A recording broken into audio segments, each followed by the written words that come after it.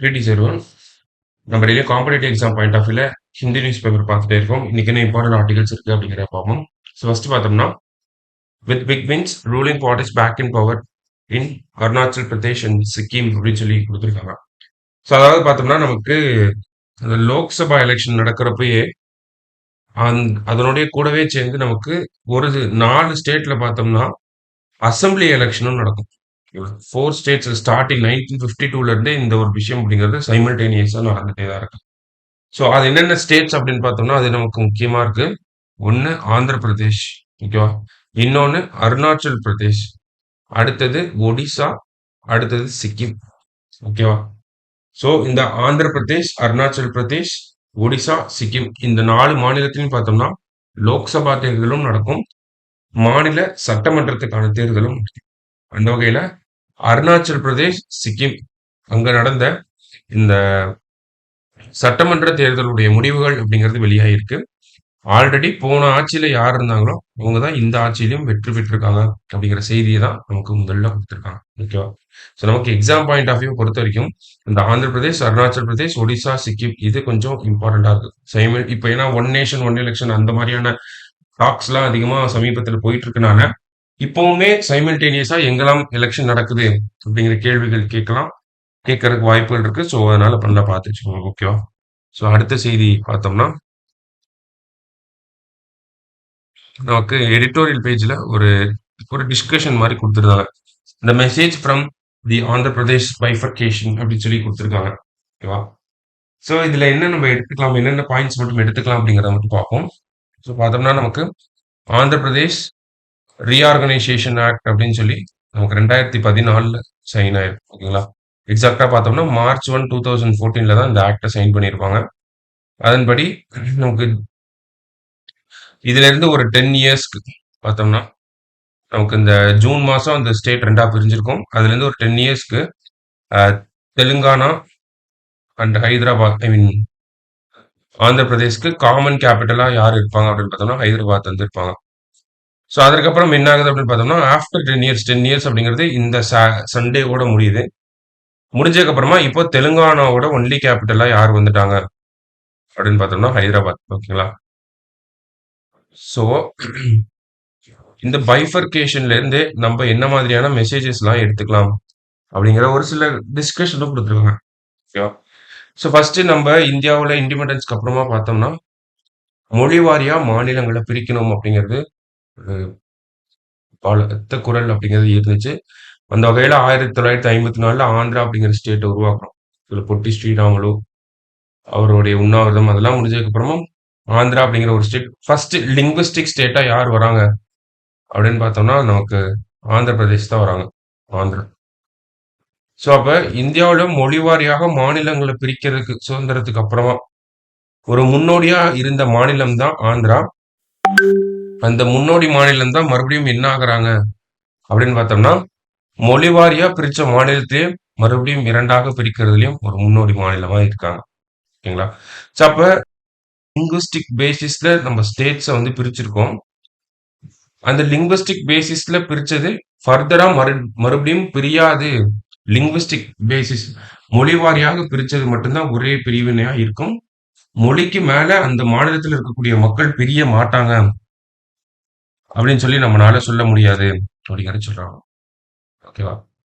So ஆனா அதெல்லாம் தவறான ஒரு விஷயம். அப்படி ஒரு கண்ணோட்டத்தை எடுத்துக்க முடியாது அப்படிங்கிறது தான் இந்த ஆந்திர பிரதேஷ், தெலுங்கானா அப்படிங்கிற அந்த ஒரு பிரிவினை நமக்கு சொல்லுது.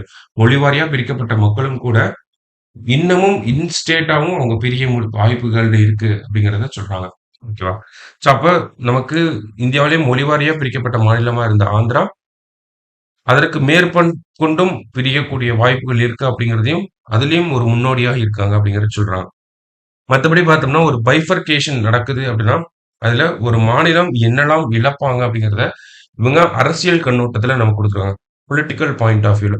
ஓகேவா? ஸோ யுனைடெட் ஆந்திராவா இருந்தப்ப இங்க வந்து எவ்வளவு லோக்சபா சீட் இருந்துச்சு அப்படின்னு பார்த்தோம்னா 42 சீட் இருந்துச்சு. சவுத் இந்தியாலே அதிகமா இங்கதான் சீட்ஸ் வந்து இருந்துச்சு. ஓகேவா? ஆந்திர பிரதேஷ் அப்படிங்கிற ஸ்டேட்டுக்கு. ஸோ இதை பிரிச்சதுக்கு அப்புறமா என்ன ஆகுது அப்படின்னு பார்த்தோம்னா ஆந்திர பிரதேஷ்க்கு 25ம் தெலுங்கானாவுக்கு 17 அப்படிங்கிற கணக்கு போகுது. ஓகேங்களா? ஆந்திர பிரதேஷ்க்கு 25.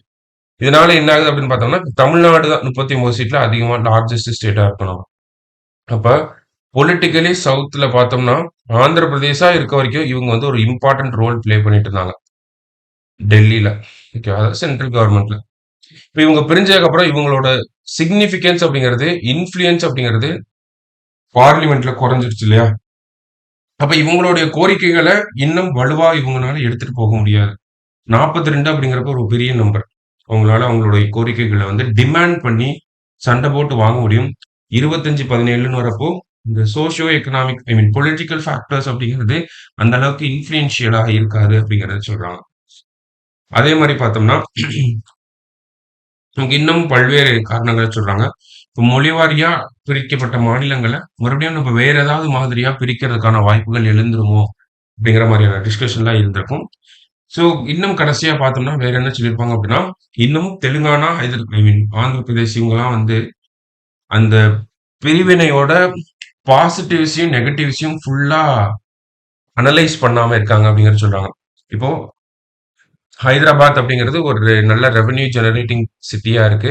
இப்போ அது தெலுங்கானா கிட்ட போயிட்டனால நெறைய ரெவென்யூஸ் தெலுங்கானாவுக்கு வர ஆரம்பிக்கும். அப்போ ஆந்திர பிரதேஷ்க்கு அது ஒரு லாஸா இருக்கும்.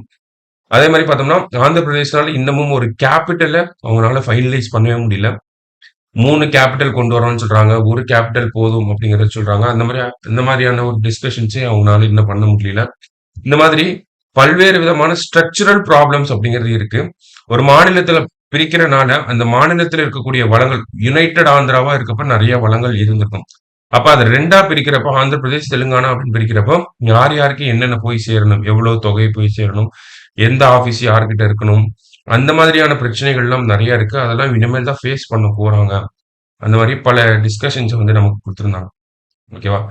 சோ இதுல முக்கியமா இந்த ஒரு ஆர்டிக்கிள்ல இம்பார்ட்டன்ட்டா பேஸ் பண்ணி எழுதியிருந்தது என்னன்னா, இந்த பொலிட்டிக்கல் சிக்னிஃபிகன்ஸ் வச்சு சொல்லியிருந்தாங்க. சோ அதனால ஜஸ்ட் என்ன இருக்கு அப்படிங்கிறத பார்த்துக்கலாம். ஓகேங்களா? அப்ப நமக்கு ஃபர்தரா நமக்கு எக்ஸாம் பாயிண்ட் ஆஃப் வியூல ஒரு pros and cons of bifurcating a state அப்படின்னு கேட்குறாங்க. ஒரு மாநிலத்தை 2ஆக பிரிக்கிறனால இருக்கக்கூடிய நன்மைகள், தீமைகள் என்ன அப்படிங்கிறத கேட்டாங்கன்னா, நமக்கு நன்மைகள்னு பார்த்தோம்னா, தனியா ஒரு ஆட்சியை செலுத்த முடியும். ஒரு குறிப்பிட்ட ரீஜியனுக்குள்ள நல்ல ஒரு மக்களுக்கு ஒரு இப்ப ஆந்திரா அப்படின்னா பெரிய ரீஜனா இருந்துச்சு. இப்ப அத வந்து 2 மாநிலமா பிரிக்கிறப்ப, ஒரு ஒரு 10 டிஸ்ட்ரிக்ட் 15 டிஸ்ட்ரிக்ட் வச்சு நல்ல அட்மினிஸ்ட்ரேஷன் கொண்டு வந்து, மக்களுக்கு இன்னும் நல்ல சேவைகளை செய்ய முடியும் அப்படிங்கிறது சொல்லலாம். அதே மாரி பார்த்தோம்னா, நமக்கு மக்களோட அந்த வெல் கனெக்டட் ஒரு நெட்வொர்க்கா இருக்கும் நமக்கு. இந்த மாரியான விஷயங்கள்லாம் நம்ம சொல்லலாம். இதே நெகட்டிவா பார்க்குறப்போ, நமக்கு அந்த ரெப்ரசன்டேஷன் அப்படிங்கிறது கம்மியாகும். நமக்கு வரக்கூடிய அந்த இப்ப ஃபெடரல் ஸ்ட்ரக்சர்ல தான் நம்ம இருக்கோம் இல்லையா? நம்ம ஒரு கூட்டாட்சி தத்துவத்துல இருக்கோம். அப்ப பாப்புலேஷன் அடிப்படையில தான் நமக்கு நிதி அப்படிங்கிறதெல்லாம் ஒதுக்கப்படுது. அப்ப பாப்புலேஷன் அடிப்படையில நிதி ஒதுக்கப்படுறப்ப, யுனைட்டட் ஆந்திராவா இருக்கப்ப நெறைய பாப்புலேஷனா இருக்கும். இப்ப ஆந்திரா, தெலுங்கானான்னு மாறுனப்ப பாப்புலேஷன் கம்மியா இருக்கும். அதனால என்ன ஆகுது? வரக்கூடிய நிதியோடைய அளவும் கம்மியாகுது. ஸோ அந்த மாதிரி காரணங்கள நம்ம பாசிட்டிவ்ஸ் அண்ட் நெகட்டிவ்ஸ் அப்படிங்கிறத எடுத்துட்டு போலாம். சரிங்களா? ஸோ அதுக்கெல்லாம் யூஸ் ஆகக்கூடிய ஆர்டிகல் தான் இது. ஸோ அடுத்தது பார்த்தோம்னா, கடைசியா பார்க்குறப்ப இந்த இடத்துல ஒரு இம்பார்ட்டன்ட்டான லான்ச்ச பத்தி குடுத்திருந்தாங்க. China's Chang'e 6 lunar probe successfully landed on Sunday on the far side of the moon to collect samples அப்படின்னு குடுத்திருக்காங்க. ஓகேவா? ஸோ இது என்ன அப்படின்னு பார்த்தோம்னா, சைனாவோட சாங் 6 அப்படிங்கிற இந்த ஒரு இந்த ஒரு ஸ்பேஸ் கிராஃப்ட் ஓகேங்களா? ஸோ இது என்ன பண்ணிருக்கு அப்படின்னா, மூனோட சவுத் போல்ல லேண்ட் ஆயிருச்சு. இதனுடைய மிஷன் என்ன அப்படின்னு பார்த்தோம்னா, நிலவோட தென் துருவத்துல இறங்கி, அங்க இருக்கக்கூடிய சாம்பிள்ஸ கலெக்ட் பண்ணி, திரும்பவும் பூமிக்கே வர்றது தான் இதனுடைய மிஷன். ஸோ அதுல ஃபர்ஸ்ட் பார்ட்டா போய் சக்சஸ்ஃபுல்லா மூன்ல லேண்ட் ஆயிருச்சு அப்படிங்கிற செய்திய நமக்கு குடுத்திருக்காங்க. ஸோ சாங் 6 அப்படிங்கிறது யாரோடது அப்படிங்கிறத நல்லா பார்த்து வச்சுக்கோங்க. சாங் 6 அப்படின்னா சைனா. ஓகேவா? ஸோ இன்னைக்கு நியூஸ் பேப்பர்ல இதெல்லாம் தான் இம்பார்ட்டன்டான நியூஸா இருந்துச்சு. நாளைக்கு நியூஸ் பேப்பர்ல மீட் பண்ணலாம்.